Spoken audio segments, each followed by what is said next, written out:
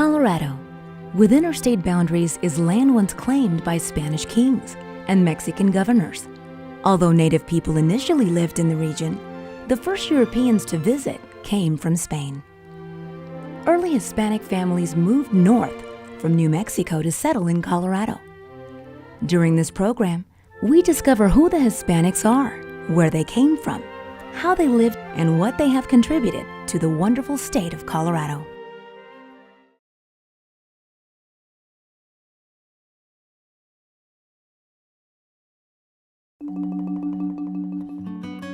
Many explorers entered Colorado.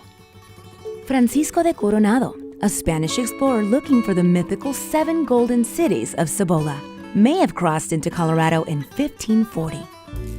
However, old Spanish records indicate that as far back as 1598, Juan de Onate reported gold discoveries in the San Luis Valley. My timeline starts in 1500, and of course that's when the Spaniards started arriving in New Spain, which is now Mexico. By the 1520s, the conquest of Mexico was completed. And that's where the mestizo culture started. And then when they started doing the northward migration, of course there were native groups here, and so the mestizo culture was very developed by the time they got here. If you look at the timeline of settlement in this country, Jamestown, which is the first permanent settlement, was established in 1607. But the Spaniards were here in 1598. The Spaniards were very hard on the indigenous people in many ways. And so by 1680, the Pueblo people planned a revolt, and they actually drove the Spaniards out of their Pueblo lands. And the Spaniards went as far as El Paso, Texas, and then they weren't allowed to go back to Mexico because they were pretty much being forced to settle this area. 2 Franciscan priests entered Colorado in 1776. In their 10-man party was Captain Don Bernardo y Pacheco Mierra, an engineer and artist who drew the first surviving detailed map of Colorado. Who were the first settlers in Colorado? We as Hispanics or Mexicans or Chicanos, we migrated north from the south. After the War of 1848, with the Treaty of Guadalupe Hidalgo, the border for us moved south. And a lot of people that I've spoken to think that we're all immigrants from Mexico, when actually we have a seniority here as Americans. After winning independence from Spain in 1821, Mexico grew concerned about the northernmost limits of its territory. To reinforce Mexican claims for what is now part of Colorado, Governor Manuel Armijo of New Mexico made land grants to attract Hispanic settlers. So the earliest villages were San Luis, and it wasn't named San Luis till probably the 1860s. It was always Culebra. The town of San Luis, the oldest permanent settlement in Colorado, was established by the Sangre de Cristo grant in 1851. San Luis still uses its 1852 communal water ditch called an acequia. What happened at the very beginning is that all the villages were called Culebra. They're trying to place people, say in San Acacio and in San Francisco and Chama.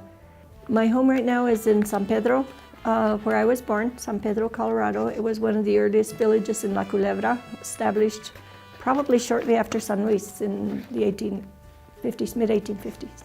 We have 9 villages here, and one of them is San Francisco, and they also call it El Rito. In 1848, Mexico surrendered this territory to the United States in the Treaty of Guadalupe Hidalgo, which ended the Mexican War. Although the treaty guaranteed property rights of Mexican settlers, much land was stripped away from the original owners. My family has lived there in the valley for several generations. We can probably go back 4 or 5 generations in the San Luis Valley. Where else are Hispanics in Colorado from?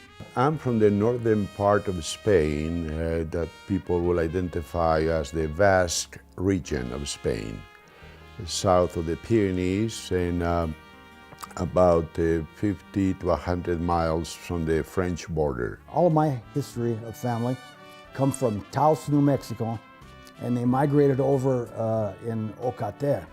And they had a piece of land there that they were deeded as a result of one of my great-great-grandfathers working with the Union Army.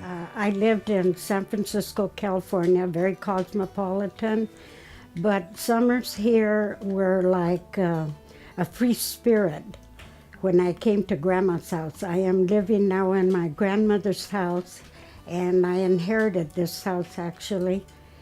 Folks that migrated west from the east, well, they assume that the United States started with them.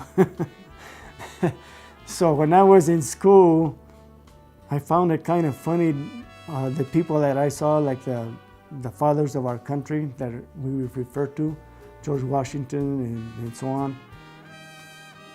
I used to see those individuals in the history book, and I used to ask myself, if these people are the fathers of our country, how come none of them look like my parents?